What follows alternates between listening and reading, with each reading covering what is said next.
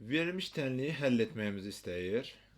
Kök altda ikinci dərəcədən və kök altında x minus 2-nin mötərizə kvadratı bərabərdir x minus 2 tənliyini necə həll edə bilərik? Öncə bilməliyik ki, kök altı ifadə cüt dərəcədən olduğu üçün bu yalnız müsbət qiymətlər ala bilər və kvadratla da kökü aparsaq, onda biz bu ifadəni, sol tərəfdəki ifadəni modulda x çıxısın 2 bərabərdir x çıxısın 2 şəklində yaza bilərik. Və bu ifadəyə də baxdıqda görürük ki, ifadənin sol tərəfi modulda olduğu üçün həmişə sıfırdan böyük bərabərdir. Deməli, bu tənliyin doğru bərabərlik ola bilməsi üçün ifadənin sağ tərəfində həmişə müsbət olması lazımdır.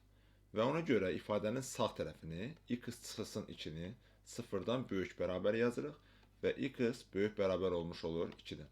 Deməli, bu tənliyin həllər çoxluğu 2 daxil olmaqla müsbət sonsuzluq olmalıdır. Yəni, bu tənliyin sonsuz sayda həlli var və həlləri də 2-dən müsbət sonsuzluqdan mümkündür.